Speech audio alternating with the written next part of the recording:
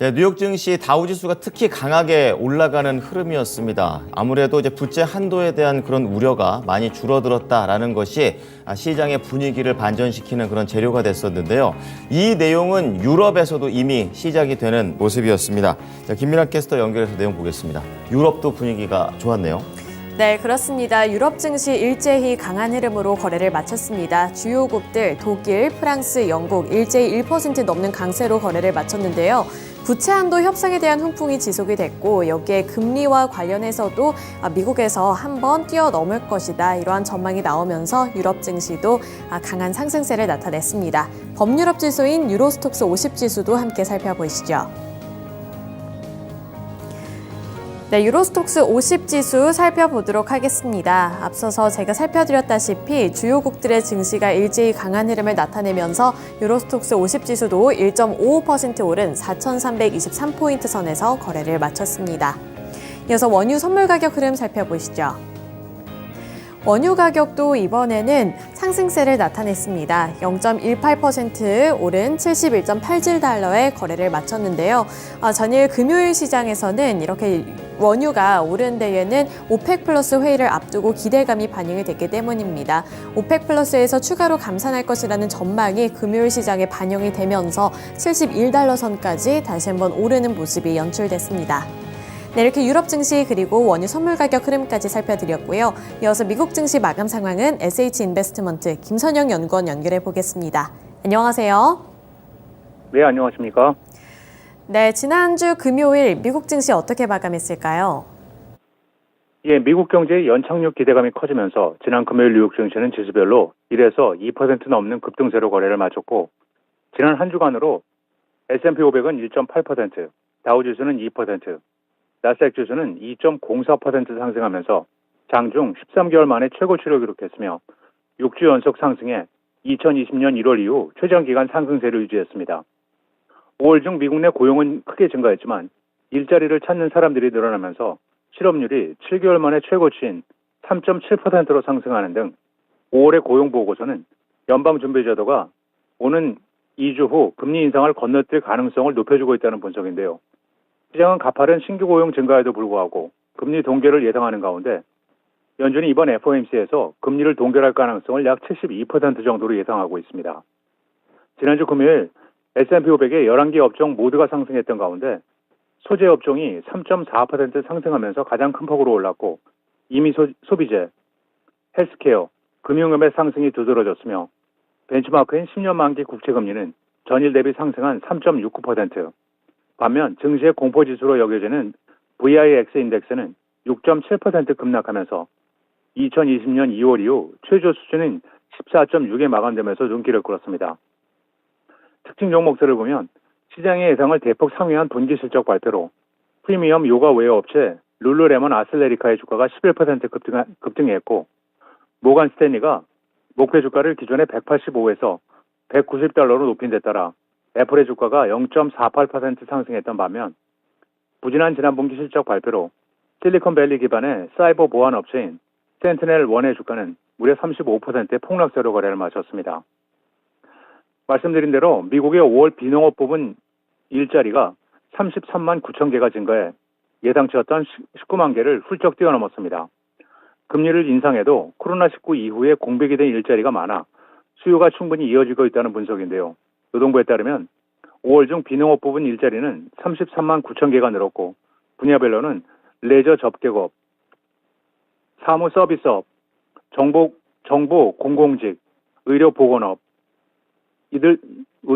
등에서 크게 증가했던 반면 자영업을 비롯해 자가 고용이 줄면서 실업률은 3.7%를 기록해 전달의 3.4% 대비 0.3%포인트가 증가해 지난해 10월 이후 최고 수준을 기록했지만 여전히 1969년 이후 최저 수준에 육박하는 낮은 상태는 지속됐고 반면 시장은 임금 상승세 둔화를 주시하고 있는데요.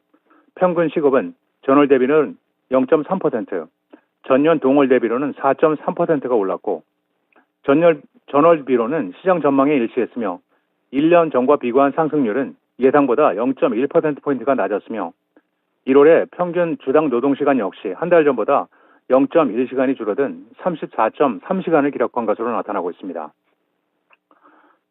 사우디아라비아 등 오페크 회원국들과 러시아 등 비오페크 주요 산유국들의 협의체인 오페크 플러스가 자발적인 감산 기간을 2024년 말까지 연장키로 했지만 당초 추가로 하루 최대 100만 배럴을 감산하는 방안이 검토될 것이라는 전망은 부결된 것으로 알려지고 있습니다.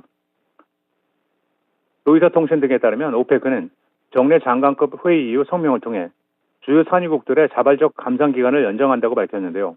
사우디아라비아는 지난달부터 하루 50만 배럴 감산 조치를 2024년 12월까지, 러시아 역시 50만 배럴 자발적 감산 조치를 2024년 말까지 연장키로 했습니다.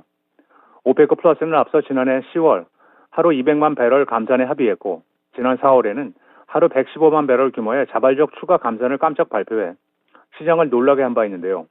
이들은 국제 원유 시장의 안정을 위한 예방적 조치라고 설명했으며 하루 50만 배럴 추가 감산 결정에 따라 총 감산량은 전 세계 소비량의 약 4% 수준인 하루 366만 배럴에 달할 전망입니다.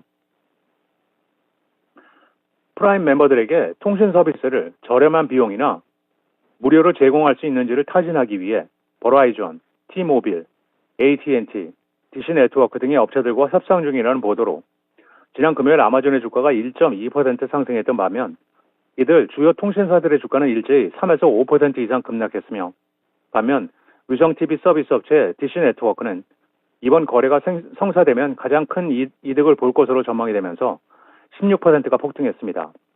보도에 따르면 해당 논의는 지난 6에서 8주간 진행되어 왔고 구체화되기까지는 향후 몇 개월은 더 걸릴 전망이며 아마존 측은 항상 프라임 멤버들을 위해 더 많은 혜택을 추가하는 방안을 모색하고 있지만 현재로서는 무선 통신 서비스를 추가할 계획은 없다고 설명하고 있는데요. 아마존은 지난 2014년 파이어폰을 출시했지만 막대한 적자를 기록한 채 1년 만에 폐기하는 등 모바일 시장 진출을 끊임없이 모색해오고 있는 상황입니다. 마지막으로 내일은 전미 공급관리자협회 ISM의 5월 서비스업 PMI 지수가 발표되며 시장 예상은 전달 대비 소폭 상승한 52.3%이며 이어 연방 상무부의 4월 공장 수주 그리고 S&P의 5월 서비스업 PMI 최종치가 발표되고 조앤잉크, 사이언스 어플리케이션스 인터내셔널, 기틀랩 잉크, 헬스 에쿼티 잉크가 지난 분기 실적을 발표할 예정입니다. 네, 이렇게 주요 일정과 함께 실적 발표 일정까지 전해드렸습니다. 오늘 말씀 고맙습니다. 네, 감사합니다. 네, 유럽 증시에 이어서 미국 증시 마감 상황까지 전달해 드렸고요. 지난 한 주 금요일 시장에서 국내 증시는 어떻게 마감을 했는지 국내 증시 마감 상황도 함께 살펴보도록 하겠습니다.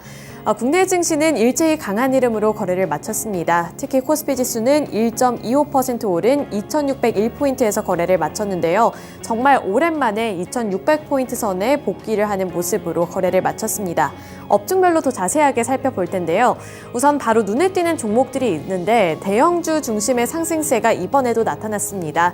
반도체 쪽에서도 1%대 강세 흐름이 나타났고요. 특히 삼성전자가 다시 한번 1.83%로 2% 가까이 되는 상승세를 기록을 했습니다. 또 그 밖에 2차 전지주들도 강한 탄력을 받아 나갔는데 제가 2차 전지 셋업체들 쪽에서는 돌아가면서 급등하는 양상이 나타나고 있다는 점을 지속적으로 짚어드리고 있는데요. 이렇게 순환매 장세가 돌고 있는 가운데 LG화학의 주가가 4.95% 오른 72만 1,000원의 종가를 형성해냈습니다. 특히 오후장에 가면서 더욱더 탄력을 받아 나가는 모습이었고요. LG화학 같은 경우에는 개별적인 호재 소식을 들고 오면서 이렇게 오후로 갈수록 투자자들의 관심도가 더 높아지는 모습이었습니다. 지난 금요일장에서 LG화학 같은 경우에는 R&D 비용을 대폭 늘리면서 이 3대 신성장 동력인 전지 소재, 친환경 소재, 그리고 혁신 신약을 키우겠다는 소식을 전해왔기 때문이었는데요. LG화학은 이미 두각을 나타내고 있는 양극재뿐만 아니라 퓨어실론 음극재, 또 전고체 배터리 전해질 등 신소재 R&D를 적극적으로 추진하겠다고 밝혔습니다. 지금까지 LG화학 같은 경우에는 R&D 비용을 투입을 했을 때 가시적인 결과물을 나타냈기 때문에 이번에 발표를 했던 투자 확대 이야기까지 투자자들의 관심도를 높이면서 주가 역시나 탄력적으로 움직였습니다. 네, 그 밖에 보시면 SK이노베이션도 2.01% 올랐는데요. 2.01% 오른 19만 8천 원에 거래를 마감하는 모습이었고요. 마찬가지로 오후장으로 들어가면서부터 더욱더 상승폭을 확대해 나가는 모습이 나타났습니다. SKI테크놀로지 같은 경우에는 2차 전지용 분리막 장기 공급 계약 체결 소식을 전해오면서 주가가 탄력적으로 움직였고요. 최근에 수익률도 계속해서 쌓아 올려가고 있는 모습입니다. 네, 마지막으로 포스코 퓨처엠 2차 전지 관련해서 더 살펴보겠습니다. 4.03% 오른 37만 4천 원을 기록을 했는데요. 장중에 변동성은 있었지만 여전히 견조한 모습으로 4%대 강세를 나타낸 종목입니다. 리튬과 관련되어 있는 종목인데 미국의 제너럴 모터스와 합작 배터리 공장 투자 확대 소식을 전해오면서 주가가 급등하는 양상을 나타냈고요.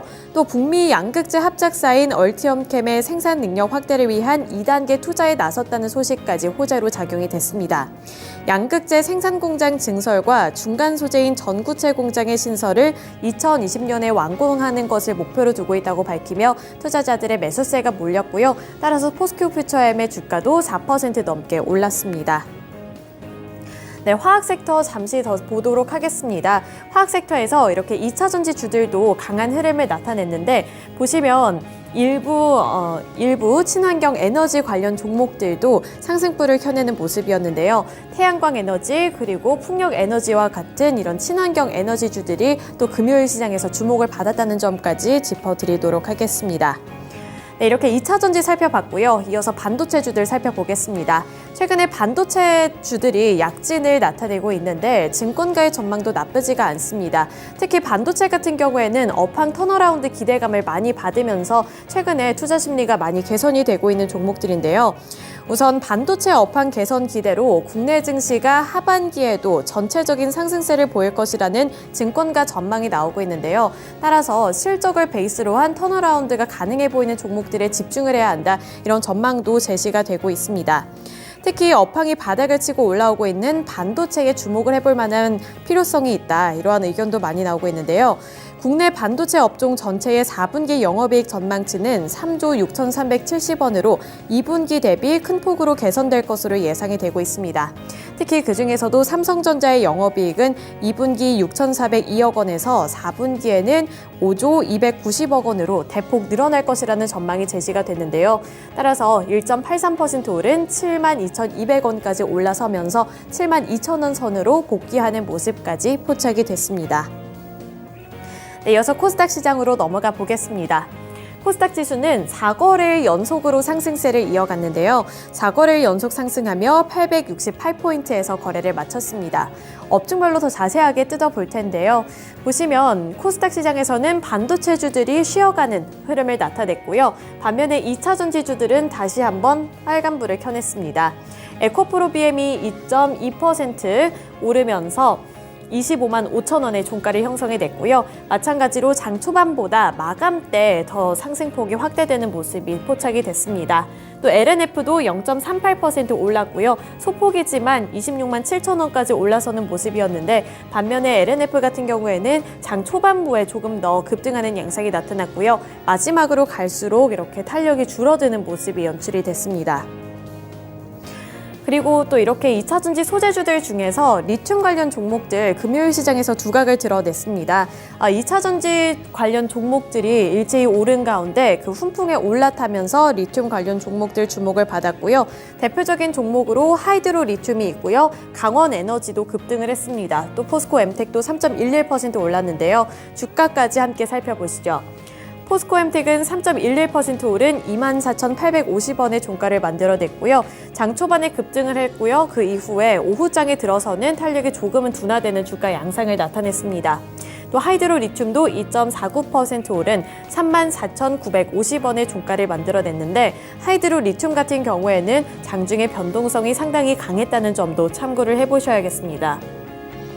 그리고 강원에너지가 6.64%로 가장 큰 폭의 탄력을 받아나갔는데요. 6.64% 오른 24,900원을 가리키면서 25,000원 선을 눈앞에 두면서 거래를 마감했습니다. 네, 마지막으로 한 가지 섹터 더 살펴보겠습니다. 화학 섹터 중에서 이번에는 화장품주들이 강한 탄력을 받아 나갔는데요. 화장품주들 중에서도 중소형주 중심의 상승세가 이어졌습니다. 2분기 양호한 실적이 전망된다는 평가와 함께 업황이 개선될 것이라는 기대감까지 유입이 되면서 화장품 중소형주들이 강세를 나타냈는데요. 그중에서도 대표적으로 코스메카 코리아를 살펴보도록 하겠습니다. 코스메카 코리아가 이번에 또 강한 흐름으로 거래를 마치는 모습이었는데요. 주가가 큰 폭으로 올랐습니다. 2분기 양호한 실적이 전망된다는 증권가의 분석이 나왔고요.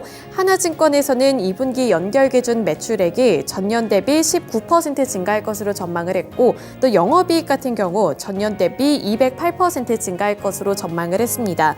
한국과 미국, 중국 법인 모두 전년 동기 대비 두 자릿수대 매출 성장률이 기대된다는 증권가의 분석이었는데요. 업황 회복 및 북미 인디 브랜드 물량 확대, 그리고 글로벌 고객사 신규 확보 등으로 실적이 개선될 것이라는 분석입니다. 또 올해 창사 이래에 최대 이익을 기록할 것으로 보이는데요. 국내 리오프닝 및 주력 고객사인 일본으로의 수출 증가, 또 중국 리오프닝, 공장 효율화 효과 등이 기대해 볼 만한 포인트라고 짚어줬습니다. 이에 따라서 이 코스메카 코리아가 급등하는 양상을 나타냈고요. 주가 살펴보시면 두 자릿수대 상승률을 나타내며 15.38% 오른 17,100원의 종가를 만들어냈습니다. 마찬가지로 오후장으로 갈수록 상승폭이 더욱더 확대되는 모습이었고요. 코스메카 코리아뿐만 아니라 나머지 인그로즈 랩이라 아니면 토니모리, 또 클리오 같은 종목들도 일제히 급등했다는 점까지 짚어드리도록 하겠습니다. 네, 이렇게 코스피 시장 그리고 코스닥 시장에서의 특징주들까지 함께 알아봤고요. 금요일 시장 마감 상황 전달해 드렸습니다.